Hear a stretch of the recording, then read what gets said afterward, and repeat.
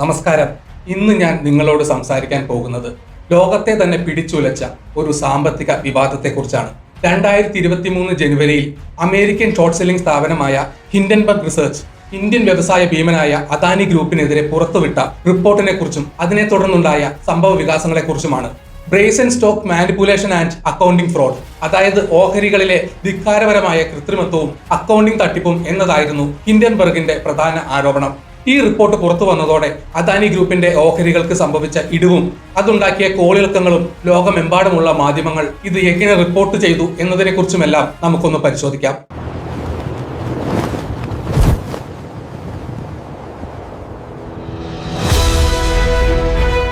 ആ വിവാദങ്ങളിലേക്ക് കടക്കുന്നതിന് മുൻപ് നമ്മൾക്ക് അദാനി ഗ്രൂപ്പിനെ കുറിച്ച് ഒന്നറിയാം. അദാനി ഗ്രൂപ്പിന്റെ കഥ തുടങ്ങുന്നത് ഗുജറാത്തിലെ ഒരു സാധാരണ കുടുംബത്തിൽ നിന്നാണ്. ഗൗതം അദാനിയാണ് ഈ സ്ഥാപനത്തിന്റെ സ്ഥാപകൻ. 1988 അദ്ദേഹം ഒരു കമ്മോഡിറ്റി ട്രേഡിംഗ് ഫേമായി തുടങ്ങി. പിന്നീട് 1991 ഇന്ത്യയിൽ സാമ്പത്തിക പരിഷ്കാരങ്ങൾ വന്നതോടെ അദ്ദേഹത്തിന് വലിയ വളർച്ച നേടാൻ കഴിഞ്ഞു. തുടക്കത്തിൽ ഇറക്കുമതിയിലും കയറ്റുമതിയിലുമായിരുന്നു ശ്രദ്ധ. പിന്നീട് തുറമുഖങ്ങൾ, കൽക്കരി, വൈദ്യുതി, എണ്ണ, വാതകം, വിമാനത്താവളങ്ങൾ, ഭക്ഷ്യ എണ്ണ തുടങ്ങിയ വിവിധ മേഖലകളിലേക്ക് വ്യാപിച്ചു. ഇന്ന് ഇന്ത്യയിലെ ഏറ്റവും വലിയ വ്യവസായ ഗ്രൂപ്പുകളിൽ ഒന്നാണ് അദാനി ഗ്രൂപ്പ്. മുന്ദ്ര തുറമുഖത്തിന്റെ വികസനമാണ് അദാനിയുടെ വളർച്ചയിലെ ഒരു പ്രധാന നാഴികക്കല്ല്. ഇത് അദ്ദേഹത്തെ തുറമുഖ വ്യവസായത്തിലെ രാജാവാക്കി മാറ്റി. കുറഞ്ഞ കാലം കൊണ്ട് തന്നെ ധാരാളം തുറമുഖങ്ങൾ, വൈദ്യുതി നിലയങ്ങൾ, മറ്റ് അടിസ്ഥാന സൗകര്യങ്ങൾ എന്നിവ അദാനി ഗ്രൂപ്പ് സ്വന്തമാക്കി.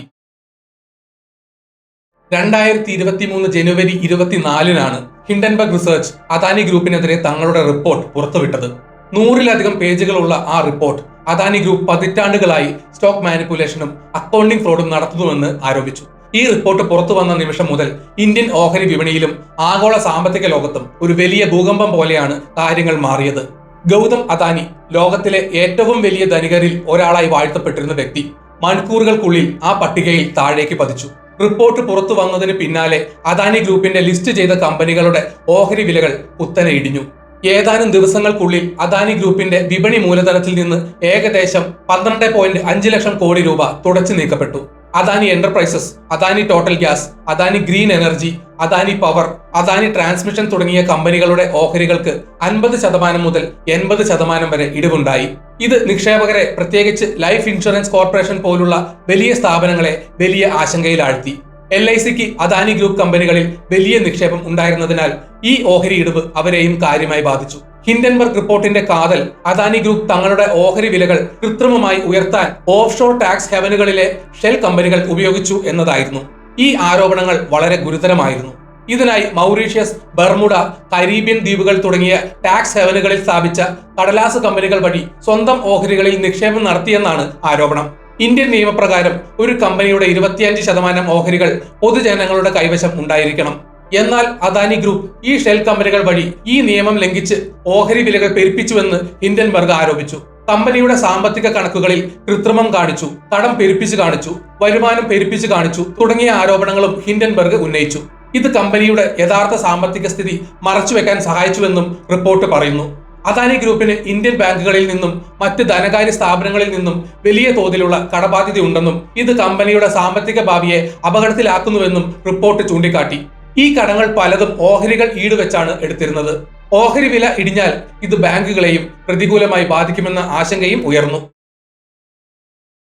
ഹിൻഡൻബർഗ് റിപ്പോർട്ട് പുറത്തു വന്നതിന് പിന്നാലെ അദാനി ഗ്രൂപ്പ് ശക്തമായ പ്രതികരണവുമായി രംഗത്തെത്തി. തങ്ങൾക്കെതിരായ ആരോപണങ്ങൾ അടിസ്ഥാനരഹിതവും ദുരുദ്ദേശപരവുമാണെന്ന് അദാനി ഗ്രൂപ്പ് പ്രസ്താവിച്ചു. 413 പേജുകളുള്ള ഒരു വിശദമായ മറുപടിയാണ് അദാനി ഗ്രൂപ്പ് ഹിൻഡൻബർഗിന് നൽകിയത്. ഈ മറുപടിയിൽ തങ്ങൾ എല്ലാ നിയമങ്ങളും പാലിക്കുന്നുണ്ടെന്നും ആവശ്യമായ എല്ലാ വിവരങ്ങളും വെളിപ്പെടുത്തിയിട്ടുണ്ടെന്നും അദാനി ഗ്രൂപ്പ് വാദിച്ചു. ഹിൻഡൻബർഗ് റിപ്പോർട്ട് ഇന്ത്യക്ക് നേരെയുള്ള ആക്രമണമാണ് എന്നും അദാനി ഗ്രൂപ്പ് വിശേഷിപ്പിച്ചു. ഹിൻഡൻബർഗ് ഒരു മലീഷ്യസ് ഷോർട്ട് സെല്ലർ ആണെന്നും ഓഹരി വില ഇടിച്ച് ലാഭമുണ്ടാക്കാനാണ് അവർ ശ്രമിക്കുന്നതെന്നും അദാനി ഗ്രൂപ്പ് ആരോപിച്ചു. റിപ്പോർട്ട് പുറത്തു വന്നതിന് തൊട്ടു പിന്നാലെ അദാനി എന്റർപ്രൈസസിന്റെ 20,000 കോടി രൂപയുടെ തുടർ ഓഹരി സമാഹരണം അഥവാ ഫോളോ ഓൺ പബ്ലിക് ഓഫർ റദ്ദാക്കിയത് വലിയ വാർത്തയായിരുന്നു. നിക്ഷേപകരുടെ താൽപര്യം സംരക്ഷിക്കുന്നതിനാണ് ഈ തീരുമാനമെന്ന് അദാനി ഗ്രൂപ്പ് അറിയിച്ചു. ഇന്ത്യൻ സുപ്രീം കോടതി ഈ വിഷയത്തിൽ ഇടപെടുകയും securities and exchange board of ഇന്ത്യയോട് അന്വേഷണം നടത്താൻ നിർദ്ദേശിക്കുകയും ചെയ്തു. സെബി തങ്ങളുടെ അന്വേഷണം പുരോഗമിക്കുകയാണെന്നും 100-ലധികം സമൻസുകളും 1100 കത്തുകളും ഇമെയിലുകളും അയച്ചതായും അറിയിച്ചു. വിദേശ റെഗുലേറ്റർമാരുടെയും ഏജൻസികളുടെയും സഹായം തേടിയതായും സെബി വ്യക്തമാക്കി. ഹിൻഡൻബർഗ് റിപ്പോർട്ടിന് ശേഷം മാസങ്ങൾ പിന്നിട്ടപ്പോൾ organised crime and corruption reporting project OCCRP Adani ഗ്രൂപ്പിനെതിരെ പുതിയ റിപ്പോർട്ട് പുറത്തുവിട്ടു. ഹിൻഡൻബർഗ് ഉന്നയിച്ച ചില ആരോപണങ്ങളെ സാധൂകരിക്കുന്നതായിരുന്നു OCCRP റിപ്പോർട്ട്. അദാനി കുടുംബവുമായി ബന്ധമുള്ള ചില വ്യക്തികൾ ഓഫ്ഷോർ ഫണ്ടുകൾ വഴി അദാനി ഗ്രൂപ്പ് ഓഹരികളിൽ നിക്ഷേപം നടത്തിയിട്ടുണ്ടെന്നും ഇത് ഓഹരി വിലകൾ കൃത്രിമമായി ഉയർത്താൻ സഹായിച്ചുവെന്നും OCCRP ആരോപിച്ചു. മൗറീഷ്യസിലെ സുതാര്യമല്ലാത്ത ഫണ്ടുകളിലൂടെ അദാനി ഗ്രൂപ്പിന്റെ ചില ലിസ്റ്റ് ചെയ്ത ഓഹരികളിൽ ദശലക്ഷക്കണക്കിന് ഡോളർ നിക്ഷേപിച്ചതായി OCCRP റിപ്പോർട്ട് ചെയ്തു. അദാനി കുടുംബത്തിന്റെ ബിസിനസ് പങ്കാളികളെന്ന് ആരോപിക്കപ്പെടുന്ന 2 വ്യക്തികൾ ദുബായിൽ നിന്നുള്ള നാസർ അലി ഷബാൻ അഹ്ലി, തായ്വാനിൽ നിന്നുള്ള ചാങ്ചുങ് ലിങ് ഈ ഫണ്ടുകൾ ഉപയോഗിച്ചുവെന്നും റിപ്പോർട്ട് പറയുന്നു. ഈ നിക്ഷേപങ്ങൾ അദാനി കുടുംബവുമായി ഏകോപിപ്പിച്ചാണ് നടത്തിയതെന്ന് തെളിയിക്കുന്ന രേഖകളും ഇമെയിലുകളും തങ്ങളുടെ പക്കലുണ്ടെന്നും OCCRP അവകാശപ്പെട്ടു. ഈ റിപ്പോർട്ട് പുറത്തു വന്നതിന് പിന്നാലെ ഹിൻഡൻബർഗ് റിസർച്ച് തങ്ങളുടെ സോഷ്യൽ മീഡിയ പ്ലാറ്റ്ഫോമുകളിൽ OCCRP റിപ്പോർട്ട് തങ്ങളുടെ മുൻപത്തെ ആരോപണങ്ങളെ സാധൂകരിക്കുന്നു എന്ന് പ്രസ്താവിച്ചു. അദാനി ഗ്രൂപ്പ് ഈ പുതിയ ആരോപണങ്ങളെയും തള്ളിക്കളഞ്ഞു. ഇത് റിപ്പീറ്റഡ് അലിഗേഷൻസ് ആണെന്നും ദുരുദ്ദേശപരവും ലാഭം ലക്ഷ്യമിട്ടുള്ളതുമാണെന്നും അദാനി ഗ്രൂപ്പ് പ്രതികരിച്ചു. അദാനി ഹിൻഡൻബർഗ് വിവാദം ഒരു പ്രാദേശിക വാർത്തയായിരുന്നില്ല. ലോകമെമ്പാടുമുള്ള പ്രമുഖ മാധ്യമങ്ങൾ ഈ വിഷയത്തിന് വലിയ പ്രാധാന്യം നൽകി. Al Jazeera, New York Times, Washington Post, Reuters, CNN, BBC, Financial Times തുടങ്ങിയ അന്താരാഷ്ട്ര മാധ്യമങ്ങളെല്ലാം ഈ വിഷയത്തിൽ വിശദമായ റിപ്പോർട്ടുകൾ പ്രസിദ്ധീകരിച്ചു. ഇന്ത്യൻ മാധ്യമങ്ങളും ഈ വിഷയത്തെ സസൂക്ഷ്മം നിരീക്ഷിക്കുകയും നിരന്തരം വാർത്തകൾ നൽകുകയും ചെയ്തു. അദാനി ഗ്രൂപ്പിനെതിരായ ആരോപണങ്ങളും അത് വിപണിയിൽ ഉണ്ടാക്കിയ ആഘാതവും അൽ ജസീറ വിശദമായി റിപ്പോർട്ട് ചെയ്തു. ഗൗതം അദാനിയുടെ വളർച്ച ഇന്ത്യയുടെ വളർച്ചയുമായി എങ്ങനെ കെട്ടുപിടഞ്ഞു കിടക്കുന്നുവെന്നും ഈ വിവാദം എങ്ങനെയാണ് ആ ബന്ധത്തെ ഉലച്ചതെന്നും ന്യൂയോർക്ക് ടൈംസ് വിശകലനം ചെയ്തു. ഈ മാധ്യമങ്ങളെല്ലാം തങ്ങളുടെ റിപ്പോർട്ടുകളിൽ ഹിൻഡൻബർഗ് റിപ്പോർട്ടിന്റെ ഉള്ളടക്കം, അദാനി ഗ്രൂപ്പിന്റെ പ്രതികരണം, ഓഹരി വിപണിയിലെ ഇടിവ്, നിക്ഷേപകരുടെ ആശങ്കകൾ, സർക്കാരിന്റെയും റെഗുലേറ്ററി ബോർഡുകളുടെയും പ്രതികരണങ്ങൾ എന്നിവയെല്ലാം ഉൾപ്പെടുത്തി. ഈ വിവാദം ആഗോള കോർപ്പറേറ്റ് ഭരണത്തെക്കുറിച്ചും സുതാര്യതയെക്കുറിച്ചും സാമ്പത്തിക റിപ്പോർട്ടിംഗ് മാനദണ്ഡങ്ങളെക്കുറിച്ചും വലിയ ചർച്ചകൾക്ക് വഴിയൊരുക്കി. ഹിൻഡൻബർഗ് റിപ്പോർട്ട് അദാനി ഗ്രൂപ്പിന് വലിയ തിരിച്ചടിയായിരുന്നുവെങ്കിലും പിന്നീട് കമ്പനി ഒരു പരിധിവരെ തിരിച്ചുവരവ് നടത്തി. ചില ഓഹരികൾക്ക് വലിയ തോതിൽ നഷ്ടം സംഭവിച്ചുവെങ്കിലും മറ്റ് ചില ഓഹരികൾക്ക് കാര്യമായ തിരിച്ചുകയറ്റമുണ്ടായി.